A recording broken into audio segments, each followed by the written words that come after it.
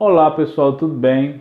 Vamos dar continuidade a mais uma aula, né? Continuidade ao assunto que nós estamos falando sobre juros compostos. E isso vai ser uma sequência, vai ser uma expansão do que a gente estava vendo, tá certo? Essa aula é uma aula para alunos do terceiro ano do ensino médio, né? O assunto dela é sequência uniforme de pagamentos, certo? Essa aula está relacionada com prestações, com uma poupança que a pessoa faça, que ela vai ter um pagamento contínuo de um valor, né? Então ela vai estar relacionada nesse sentido, uma sequência uniforme de pagamentos, quando você sempre paga o mesmo valor e esses pagamentos eles estão envolvidos com juros, tá certo? Então, para a gente entender o que é isso, né? Vamos à explicação, né? Considere que você necessite aplicar um valor que ele vai ser capitalizado, ou seja, esse valor ele está sujeito a uma taxa de juros, certo? Essa taxa de juros é uma taxa I, de modo que a cada período de tempo, né? Você sempre fala com tempo aí, haja um saque, tá certo? Eu coloquei como saque, mas pode ser um depósito também, né? A gente colocou como saque, mas poderia ser um depósito, sem problema nenhum, certo? Saque de uma parcela, sempre de mesmo valor, tá certo? Então, a gente está falando aqui de um capital, você vai ter um capital inicial e você vai ter pagamentos, certo? Pagamentos determinados em cada período de tempo, né? Essa taxa de juros, eu coloquei uma observação aqui, a gente está falando de juros compostos, né? Quando a gente fala de juros, a partir do momento que a gente falou sobre juros compostos, geralmente todos os juros vão ser compostos, né? A menos que apareça alguma menção contrária, né? E a gente tem N períodos de tempo, tá certo? Então, que é o seguinte, a pessoa pegou um valor, né? E ela vai transformar esse valor, ela vai aplicar esse valor para que ele vire prestações. Então, eu vou ter a primeira prestação, segunda prestação, terceira prestação, até uma prestação N, uma prestação Nésima, tá certo? Esse N representa um valor finito, uma quantidade finita, tá certo? Então, qual seria o problema aí? Parecido com a questão da lista, né? Você vai pegar um valor, vai aplicar, né? Para pagar a primeira parcela depois de um mês. Você vai pegar mais uma quantidade de dinheiro e vai aplicá-la para ela ser corrigida e pagar a parcela no segundo mês. Você vai pegar outra quantidade de dinheiro para ela ser corrigida e depois do terceiro mês você ir lá e pagar, tá certo? O que vai acontecer? Esses pesos aqui, quando você paga, eles são sempre iguais, tá certo? Só que quando você corrigir eles para cá, cada valor vai ser diferente. Concorda comigo que esse valor aqui, se ele ficar aplicado aqui por um mês, ele vai ser um valor maior do que esse daqui, esse último aqui, né? Que ficou mais tempo capitalizado, você precisa de menos dinheiro, né? Para obter esse mesmo valor aqui, sendo que esse daqui ficou mais tempo capitalizado. Então, o que a gente vai fazer? A gente vai pegar todos esses valores, trazer para cá, tá certo? Cada um capitalizado em seu respectivo tempo, juntar tudo, depois a gente distribui. A gente vai escrever cada pedacinho desse aqui, como sendo uma parcela igual, só que eles vão ser capitalizados, né? Eles vão ser trazidos para esse estado inicial. Então, eu vou relacionar nessa expressão aqui o quê? O capital e cada valor que eu preciso para fazer esse pagamento, tá certo? Cada valor vai ser igual, certo? Como é que a gente faz para relacionar essas duas coisas? Para transformar numa expressão mais simples, do jeito que está aqui, né? Seria a ideia geral. Qual o problema? Você tem que fazer conta por conta, certo? Você tem que pegar esse valor, trazer para cá. Pegar esse do segundo mês, trazer para cá, para o início. Pegar esse terceiro, trazer para o início. Você consegue fazer isso tudo de uma vez. Como? A gente considera, certo? Essa expressão aqui como sendo uma progressão geométrica, uma PG, certo? Uma PG que você tem uma soma finita de seus termos, né? Você já deve ter visto PG e soma finita, né? Dos termos de uma PG. Essa PG, ela vai ter uma razão o quê? 1 sobre 1 mais I, certo? Então a razão dessa PG, ó, você vê que o que está mudando daqui para cá, multiplicando daqui para cá, é 1 mais I na parte de baixo aqui, ó. Daqui para cá, o que está mudando? Um mais i na parte de baixo. Então, essa razão vai ser 1 sobre 1 mais i. Você está multiplicando cada termo aqui, certo? E o primeiro termo da PG é o quê? É o P sobre 1 mais i elevado a 1. Ou, simplesmente, P sobre 1 mais i. Tá certo?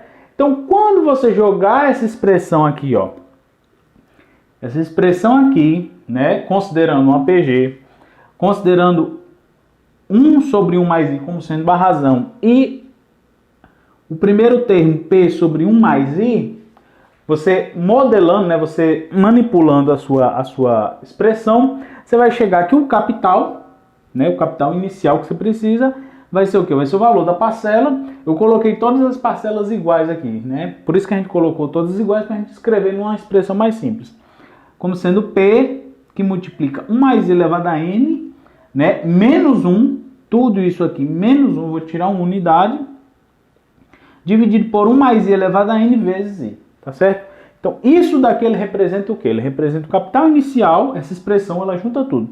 Representa o capital inicial, né, representa o valor da parcela e a taxa de juros, tá certo? Então, se eu tiver problema em que eu queira saber qual o capital que eu preciso investir, né, para receber pagamentos iguais durante uma certa quantidade de tempo, sujeito a uma taxa I, você usa essa expressão, né? Você quiser saber, você tem uma prestação que você está pagando um certo valor, você conhece a taxa, você conhece o tempo, você gostaria de saber, se eu não tivesse optado por pagar o valor à prestação, se eu tivesse optado por pagar à vista, qual seria o valor que representaria isso daqui à vista? Ou seja, como é que seria esse processo de reverter uma prestação em um único pagamento? Você usa também essa fórmula, tá certo? Então é assim que a gente faz. Se você tiver um capital que você queira transformar numa prestação de parcelas iguais, sujeita a uma taxa aí durante uma quantidade finita de tempo N, você vai usar o quê? Você vai usar essa expressão aqui, tá certo? A gente entende como uma PG, certo? E a gente consegue relacionar tanto o capital quanto as parcelas, ok? E aí agora vamos para alguns exemplos que a gente relaciona essas duas informações. Bom, pessoal, vamos ao nosso primeiro exemplo. Uma pessoa que tomou um empréstimo, né? Ela foi a um banco, o banco concedeu um empréstimo para ela comprar um carro, tá certo? Não que ela comprou o carro com esse valor, ela precisou de uma parte do dinheiro e foi pedir no banco essa quantidade para completar para comprar um carro, tá certo? Então ela foi atrás do banco para pedir um empréstimo e como é que ficou? Como é que ficaria acertado esse procedimento, né?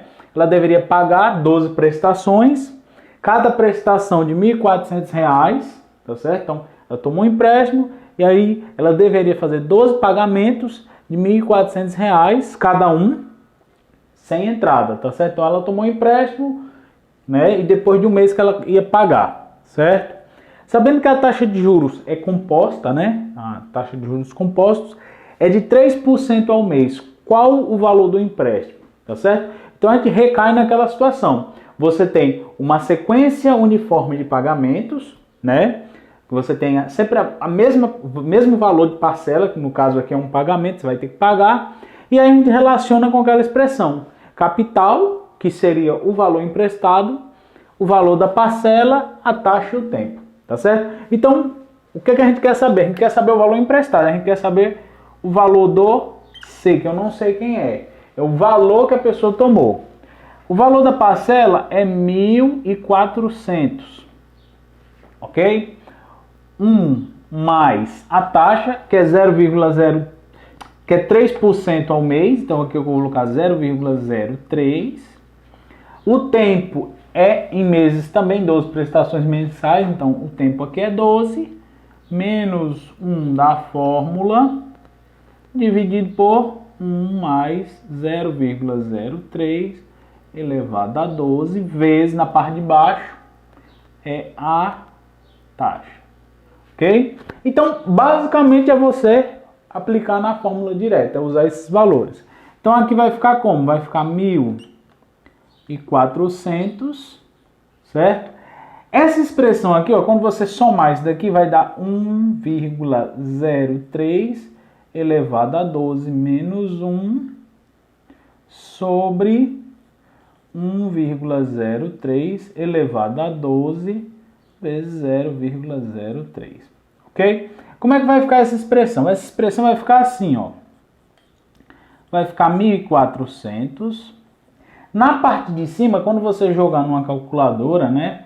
Melhor uma calculadora científica, que você calcular essa expressão aqui, você vai ter que o valor que está aqui em cima vai ficar aproximadamente 0,42, essa parte de cima aqui da fração, 0,42, 57, 60, 89. Eu peguei essa quantidade de casas para ter uma aproximação melhor. Então, 0,42, 57, 60, 89. Isso daqui tudo, inclusive a subtração desse menos 1. Se eu não tivesse subtraído 1, aqui tinha aparecido 1. Eu já subtraí. Na parte de cima. Na parte de baixo, vai ficar isso aqui, ó. Vai ficar esse valor aqui de cima, só que no lugar de subtrair por 1, eu vou multiplicar por 0,3. Quando eu fazer isso, vai dar 0,04, 27, 728, também aproximadamente. Tá certo? Então você vai fazer essa divisão desse valor de cima por esse valor de baixo, e o que der, você vai multiplicar por 1.400. Quando você fazer essa multiplicação, você vai chegar a um valor de 13.935,61 aproximadamente. Tá certo? Então, quando você dividir esse valor por esse e multiplicar por 1.400, você vai chegar nesse valor aqui. Tá certo? Esse daqui é o quê? É o valor aproximado do empréstimo, né? Que quando aplicado a uma taxa de juros de 3% ao mês, numa sequência de pagamentos uniforme, né, em 12 prestações, você consegue transformar nesse valor, tá certo? Então você transforma isso numa sequência uniforme de 12 pagamentos a uma taxa de 3% ao mês, e cada um desses pagamentos vai ser R$ 1.400. Se você quiser transformar essa sequência de pagamentos, né, em um único pagamento só, né, como se você trouxesse do futuro para o presente, corresponde a esse valor, tá certo? Então, a gente tem a ideia seguinte: você está pagando aqui o capital seria um valor presente, né? E a parcela é quando você joga para o futuro. Quando você transforma isso ao longo do tempo, que você acrescenta juros, você leva esse valor para o futuro, tá certo? Então a ideia aqui seria o capital 3.935,61 seria o valor presente. Se você quer transformar isso em parcelas, você aplica uma taxa de juros e aí estende no tempo, e isso corresponde a uma parcela de 1.400 por mês a cada 12 meses, tá certo? Então, esse foi o nosso primeiro exemplo. Vamos a mais um exemplo. O exemplo 2, uma loja ela vende uma televisão por 1.200 à vista, né? Esse seria o valor à vista, ou ela financia, né? Permite que a pessoa compre a prestação, né? E aí, se for nesse procedimento, né, se ela financiar essa quantia, ela vai financiar em 5 prestações mensais iguais, sem entrada, tá certo? Sem entrada. E a pergunta é: qual o valor de cada prestação se a taxa de juros compostos cobrada for de 2,5%? Então, é a mesma coisa, né? Muito parecido com o exemplo anterior, só que no lugar da gente descobrir o valor inicial, o capital, a gente vai descobrir a taxa. Então, o capital eu tenho, vai ser 1.200, é o valor que a loja financia. A prestação, né, eu não sei qual é. Aqui vai ficar 1 mais a taxa 2% ao mês, então 0,025. O tempo são 5 meses, 5 parcelas, dividido por 1 mais 0,025 elevado a 5 vezes 0,025. Ok? Então, esse é o nosso problema. A gente tem que resolver isso. A gente precisa descobrir o valor da parcela. Ok? Então, vai ficar 1.200 aqui mesmo, né? Isso aqui, 1 mais 0,025 vai dar 1,025 elevado a 5 menos 1 dividido por 1,025 elevado a 5 vezes 0,025. E eu tenho que resolver esse problema, ok? Como é que vai ficar? Vai ficar 1.200, certo?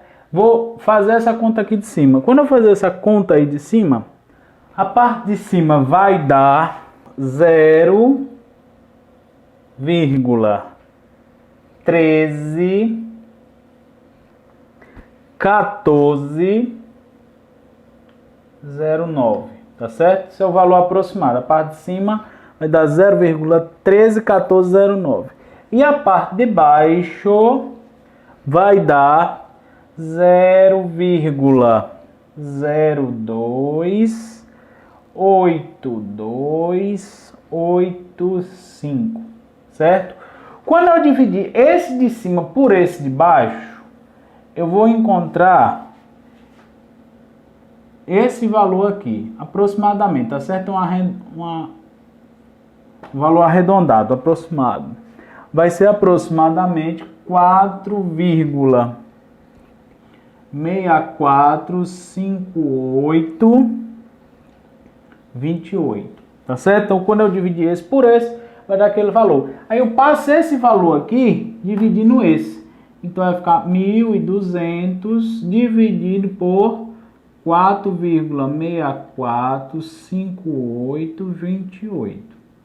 E aí eu descubro o valor de P. Quando eu dividir esse valor pelo outro, eu vou chegar num valor aproximado de 258,30. Então, 258,30 é igual ao P, tá certo? P vai ser esse valor aproximado, certo? Aí a pergunta é, professor, e se fosse com entrada? Quando você dá uma entrada, você diminui o valor do capital. Ou seja, você não vai financiar os 1.200, você vai financiar um valor menor.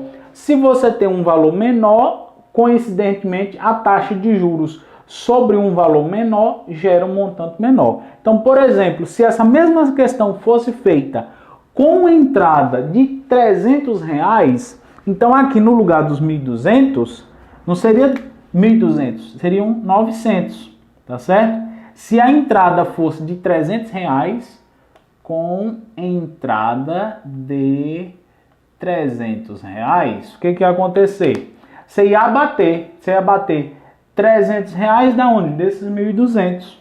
E com isso, você não teria 1.200 aqui. Você faria todo o restante do mesmo jeito. Só que aqui seria 900.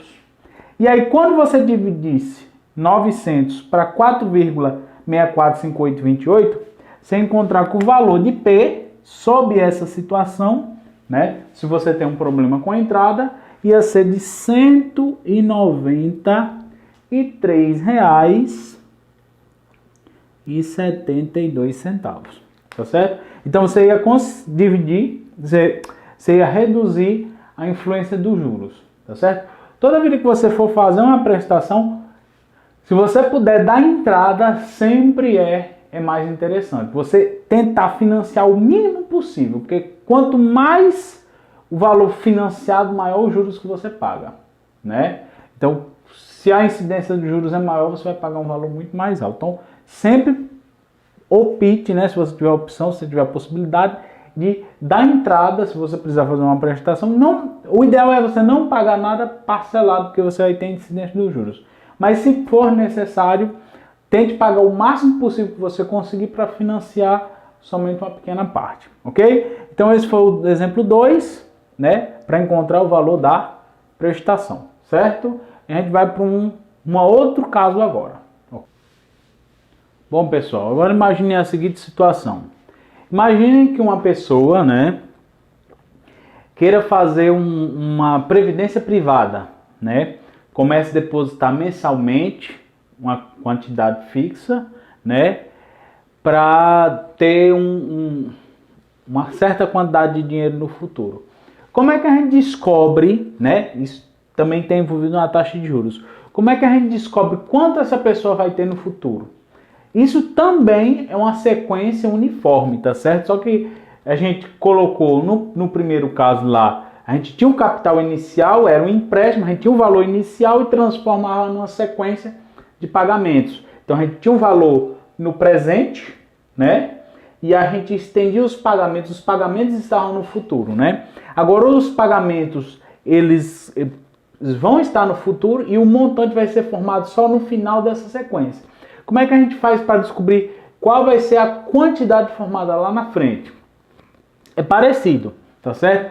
Eu coloquei aqui um exemplo, uma reta, certo? Que você tem aqui as unidades de tempo, né? E aí, como é que vai ser capitalizado esse valor? Então, por exemplo, no primeiro instante de tempo aqui, 1, né? Eu vou ter o primeiro pagamento e o tempo que ele vai ser capitalizado até chegar na data final, tá certo? Por exemplo, vamos imaginar aqui. Faz de conta que eu fosse aplicar, né? Durante 5 meses, eu fosse aplicar uma certa quantidade de um valor, digamos R$100, né? Para ser capitalizado a uma certa taxa de juros. E aí, a partir do momento que eu paguei a última parcela, no mês 5, né? No quinto mês, aí eu quero saber quanto eu tenho naquele momento. Então vamos lá. No instante zero eu não fiz nenhum pagamento, tá certo? Passado o primeiro mês, eu fui e fiz o pagamento. Esse pagamento aqui, ó, esse primeiro pagamento aqui, ele vai ser capitalizado durante quanto tempo, ó? Eu paguei ele aqui, nesse instante, ó. Então ele vai ser capitalizado 1 mês, 2 meses, 3 meses, 4 meses. O primeiro pagamento, ele não vai ficar 5 meses capitalizado. Ele vai ficar 5 menos 1, vai ficar 4 meses capitalizado. Certo? Porque eu não coloquei ele aqui no instante 0, eu coloquei no instante 1.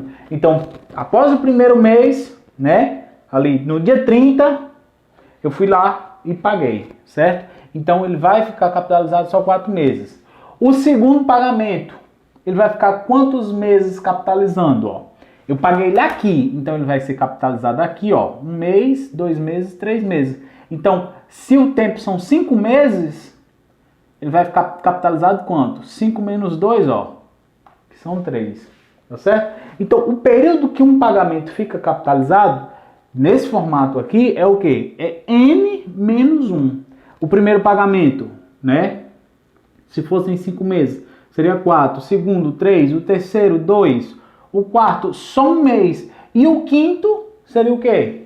Não seria capitalizado, tá certo? Então, por isso que para uma quantidade N de tempo, ó, seria P 1 mais I elevado a N menos N, né? Aqui eu botei um zero, por quê? Porque é N menos N. N menos N é o quê? É zero. Aí zero, quando você tem uma potência que o expoente é zero, isso daqui dá quanto? 1, certo? Então, tudo isso aqui elevado a zero vai dar 1 e só vai ficar o seu P, certo? Como fica aqui, ó. Se fosse só até o mês 5, ficaria 5 menos 5, ficaria 1 mais I elevado a zero, né? E isso daqui elevado a zero dá 1, então aqui seria só o P, tá certo? Então, essa é a ideia de como o dinheiro é capitalizado quando a gente faz uma sequência uniforme de depósitos. Professor, como é que eu faço para descobrir quanto gera um montante? Como é que dá um montante? Aí, de novo, a gente vai para uma PG. A gente pode encarar isso como uma PG, certo? Em que a razão é 1 sobre 1 mais I, ó. Você vê que está mudando daqui, da primeira para a segunda, 1 mais I, tá certo? Vai diminuindo, é como se a gente fosse dividindo cada termo desse por 1 mais I, tá certo? Ou multiplicando por 1 sobre 1 mais I, tá certo? Então, cada termo desse aqui, ó, esse primeiro aqui, né? Para o segundo, eu multipliquei por aquele. Do segundo para o terceiro, multipliquei de novo, tá certo? E qual vai ser o primeiro termo da minha sequência? Vai ser esse primeiro aqui, certo? P vezes 1 mais I elevado a N menos 1. Quando a gente considera como uma PG, certo? Finita, né? Uma soma de termos finitos de uma PG, e a gente faz algumas simplificações, a gente vai chegar aqui um montante, certo? A minha fórmula. o montante, o valor final lá, imediatamente após o último pagamento, ó, vai ser o quê? Vai ser P, que multiplica 1 mais elevado a n menos 1, dividido por I, tá certo? Professor, por que imediatamente após? Porque se eu deixar o montante por mais um mês, nesse regime aqui, ele vai gerar juros. Então, digamos que eu parei de pagar. Eu fui depositando, deixei lá, formou aquele montante, pá. Aí eu parei. Aquele dinheiro está lá. Se ele ficar capitalizando, vai capitalizar o bolo todinho nesse tempo, no tempo que ele ficou parado. Então, eu acabei de pagar, pum, paguei. Quando eu paguei nesse momento, eu quero ver quanto que gerou o meu montante. Tá certo? É nessa situação, eu uso essa fórmula aqui. Se eu deixar mais tempo, aí essa fórmula aqui já não serve. Ela só serve quando você pagou, quando você fez o último pagamento. Acabei de pagar, nesse segundo. Pronto. Eu olho e vejo quanto tem, tá certo? Essa é a nossa fórmula. Aí vamos para exemplos, por exemplo 3, né? Para a gente aplicar aquela formulazinha de montante que a gente tinha visto. Nesse exemplo, uma pessoa deposita mensalmente R$600 em um fundo que rende juros compostos, certo? Esses juros compostos são a taxa de 1% ao mês e eu quero saber qual o montante no instante imediatamente após o 30º depósito, tá certo? Então, como é que a gente faz? Aplicação de fórmula direto, né? Você tem que o montante é igual ao quê? A parcela é R$600, então é 600 vezes o quê? 1 mais a taxa, que é 1% ao mês, 0,015. O tempo que ele vai ficar são 30 meses, menos 1 da fórmula, dividido por quem? Pela taxa. A taxa é 0,015, tá certo? Então, aplicação direta. Isso daqui vai ser 600, 1 mais 0,015 vai ser 1,015, elevado a 30 menos 1 sobre 0,015.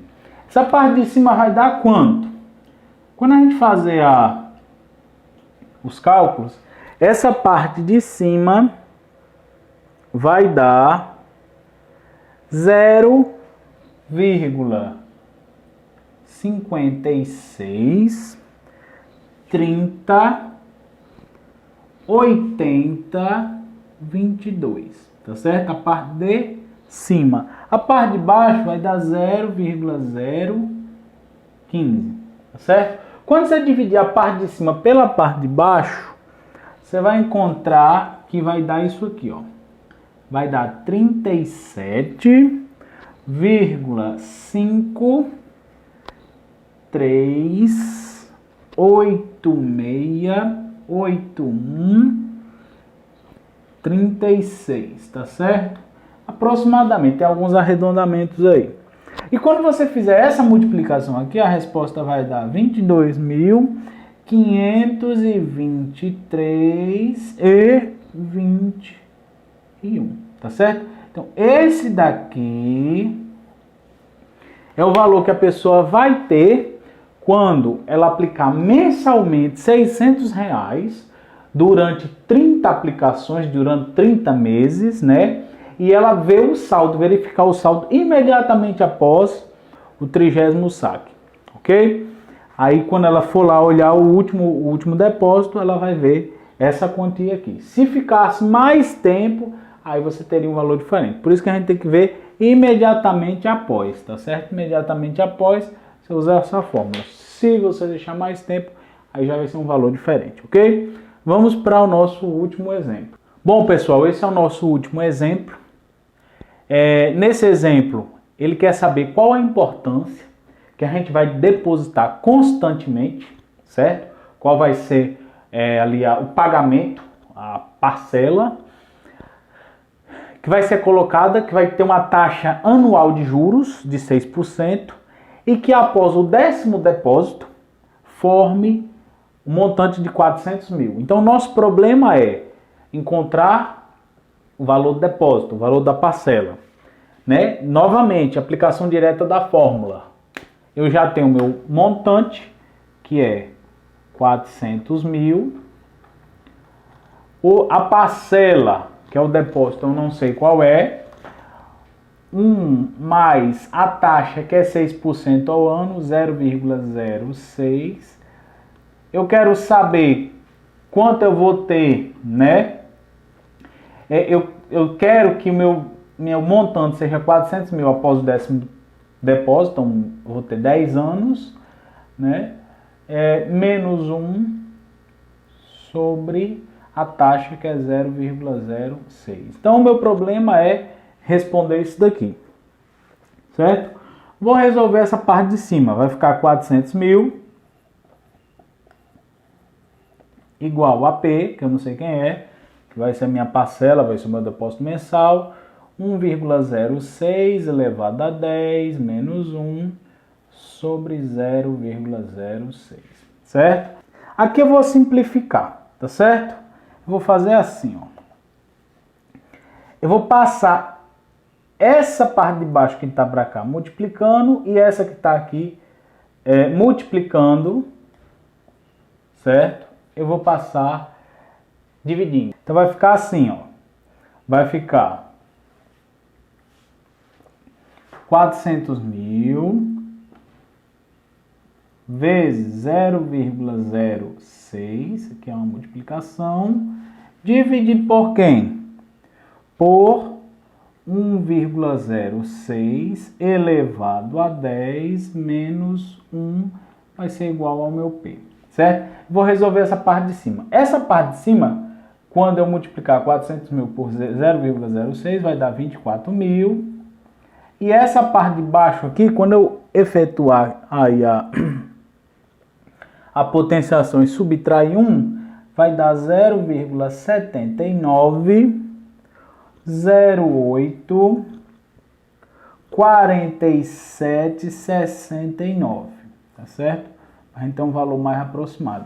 E quando você efetuar essa divisão, você vai chegar ao valor aproximado de 30.347,18, tá certo? Então, esse vai ser o valor que a pessoa tem que depositar anualmente para que após o 10º depósito ele tenha um montante de 400 mil. Lembrando que a taxa de juros é de 6% ao ano, tá certo?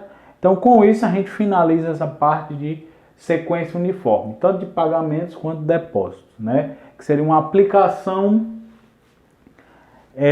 do que a gente viu a respeito de juros compostos, ok? Então é isso, um abraço e até o próximo vídeo.